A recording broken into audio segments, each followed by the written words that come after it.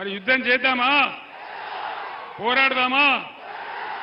మీ అందరు నేను ఒకటే కోరుతున్నా, ఈ కాంగ్రెస్ పార్టీ అడ్డగోలు హామీలు ఇచ్చి నాకు గుర్తు లేకపోతే మీరు గుర్తు చేస్తా ఉన్నారు. రైతు బంధు రావాలి. ఎందుకు ఎందుకు మాకు బుర్రలేక పెట్టిన మా రైతు బంధు ప్రపంచవ్యాప్తంగా ప్రభుత్వ సబ్సిడీ లేకుండా, ప్రభుత్వ సపోర్ట్ లేకుండా ఎంటైర్ వరల్డ్లో ఏ దేశంలో కూడా వ్యవసాయం జరిగే పరిస్థితి లేదు. అశోక్ గులాటి అని ఒక ఆగ్రో ఎకానమిస్ట్తో అనేక మాసాల పాటు చర్చించి మేము నిర్ణయం తీసుకొని మన రైతులను నిలబెట్టాలి అని ఒక 4-5 కార్యక్రమాలు చేసినాం. రైతు బంధు ఇచ్చినాం, కరెంట్ ఇచ్చినాం, నీటి తీరువా లేకుండా ఇచ్చినాం, వాళ్ళకి అన్ని మాఫీ చేసినాం, నీటి తీరువా పాత బకాయిలు కూడా రద్దు చేసినాం, ధాన్యం కొనుగోలు చేసినాం. ఈ రకంగా రైతులను ఆదుకున్నాం. వీళ్ళు వచ్చి ఇప్పుడు ఏం మాట్లాడతారు, మేము 5 ఎకరాలు ఉంటేనే ఇస్తాం, 5 ఎకరాలకు మించి ఇయ్యం అంటే 6 ఎకరాలనోడు కోటీశ్వరుడా, 7 ఎకరాలనోడు కోటీశ్వరుడా? నువ్వు 20-25 ఎకరాల తర్వాత అంటే కొంత అర్థం ఉంటుంది, కానీ 10 ఎకరాలకు కూడా ఎగబెడతామంటే ఇది ఎక్కడ న్యాయం అని చెప్పి నేను మనవి చేస్తా ఉన్నా. వీళ్ళ మెడలు వంచి మళ్ళా పాత పద్ధతిలోనే మంచిగా జరిగేటట్టు చెయ్యాల. ఆ పని జరగాలంటే మీరు బీఆర్ఎస్కు బలం ఇయ్యాలి. ఇంకొక మాట అజయ్ గారి నాయకత్వంలో ఖమ్మంలో లకారం చెరువు కానీ, మంచినీటి వ్యవస్థ కానీ ఎంత బ్రహ్మాండంగా జరిగినాయి, ఎంత అద్భుతమైన ఫలితాలు వచ్చినాయి. ఇవాళ ఖమ్మం పట్టణంలో ఎన్ని రోజులకోసారి వస్తున్నాయి నీళ్లు? 3 రోజులకోసారి. ఈ గతి ఎందుకు వచ్చింది మనకు? మళ్ళా వాటర్ ట్యాంకర్లు కొనుక్కునే దుర్గతి ఇంత తొందరలోనే ఎందుకు వచ్చింది? ఈ బాధలు ఎందుకు వచ్చినాయి? నీళ్లు లేకనా, చేత కాకనా, చేవ లేకనా, కాంగ్రెస్ ప్రభుత్వ అసమర్థతనా? దయచేసి ఆలోచించాలని చెప్పి నేను కోరుతా ఉన్నా. మనం పిచ్చి ఆవేశంలో కాకుండా వాస్తవాలు కూర్చొని ఆలోచిస్తే 3-4 నెలల్లోనే ఇవి మాయమవుతాయా? 9 ఏళ్ళు కేసీఆర్ హయాంలో కరెంటు నడిచిందే, మరి ఇవాళ ఎందుకు మాయమైంది?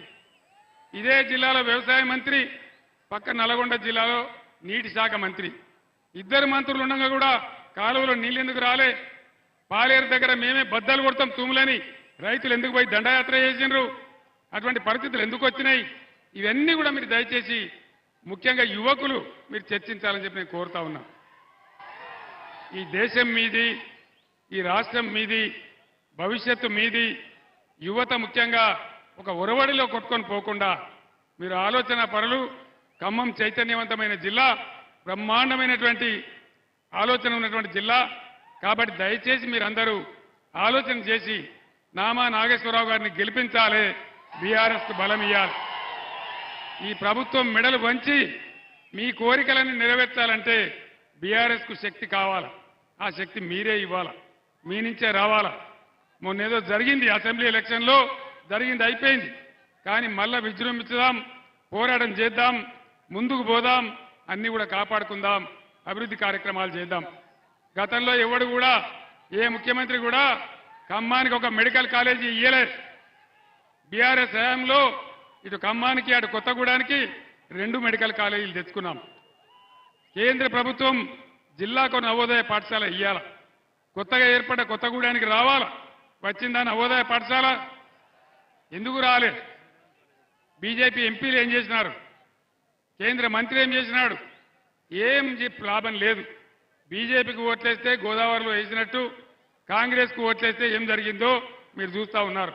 కాబట్టి దయచేసి మీ అందరినీ కూడా నేను ప్రార్థించేది, ఆవేశం కాకుండా ఆలోచించి బీఆర్ఎస్కు శక్తి ఇచ్చి ఈ రాష్ట్రాన్ని, ఖమ్మాన్ని అందరినీ కూడా ముందుకు తీసుకుపోయేటువంటి ఒక మంచి పద్ధతిలో నిర్మాణం చేసేటువంటి బీఆర్ఎస్కు బలం ఇవ్వాలని పెద్దలు నామా నాగేశ్వరరావు గారు చాలా నిజాయితీ పరుడు. మీకు తెలుసు, మీ అందరికీ వివాదం పెట్టుకునేవాడు కాదు.